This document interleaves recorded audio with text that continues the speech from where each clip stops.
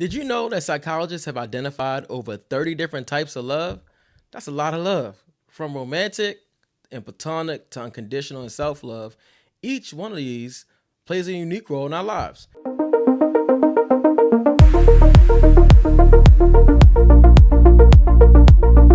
And when we think about love, I know a lot of times we often think about romantic relationships, but the truth is love is so much more complex than that. And understanding the different types of love can actually help enhance our relationships and help us navigate the complexities of love.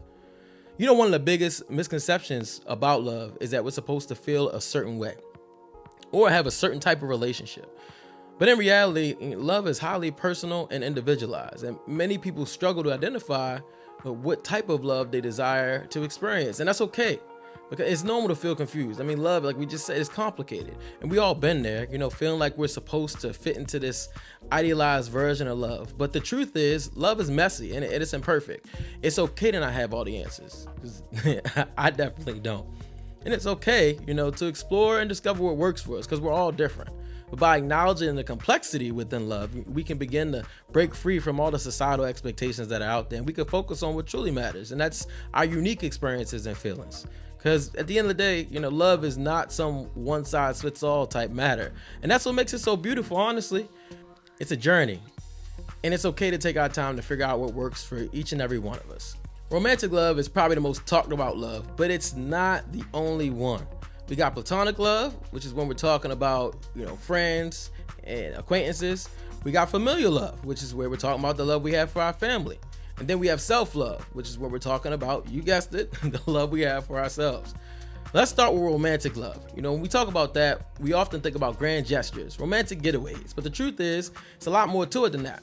You got a lot of the little things, like during the day, that make the big difference, like the surprise breakfast in bed or the text message that you send, while your loved one's at work to let them know that you care. Those things make a huge difference. Now, when we talk about platonic love, that's often overlooked, but it's also important. Our friends and relationships that we build with them as well as others, that can bring so much joy and fulfillment to our lives.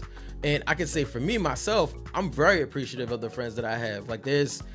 I got stories, about how my friends have really stepped in to just save the day when times have gotten really hard, so don't underestimate that platonic love, because that will carry you a long way, just like your familial love and your relationship that you build with your family members will as well. Now, when we talk about the familial love, that's something that is typically related to as that unconditional and unwavering love. And that's why that's so important to a lot of people, because they know no matter what happens, their family will always take them in. And that's hoping that you have a healthy family, but that's typically, what we're talking about when we're talking about that familial love. But what about self-love? Because we do not want to leave that one out.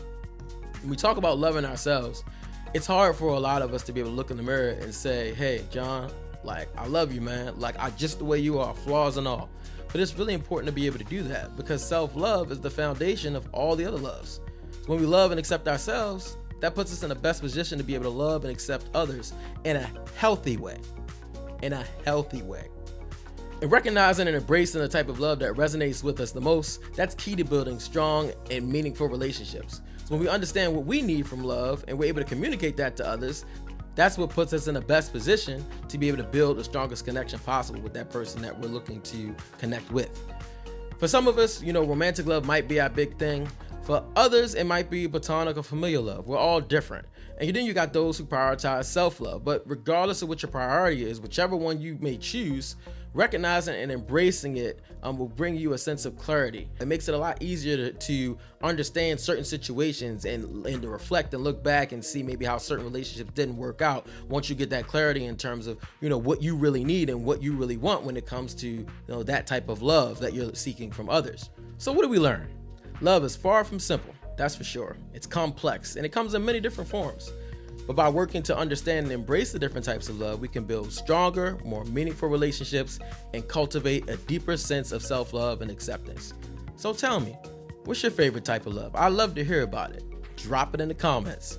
And if you like this video, I'm sure you can appreciate this one, where we're talking about how love, as complex as it is impossible to cultivate at first sight. Check this video out. Let me know what you think, and I'll see you in the next one.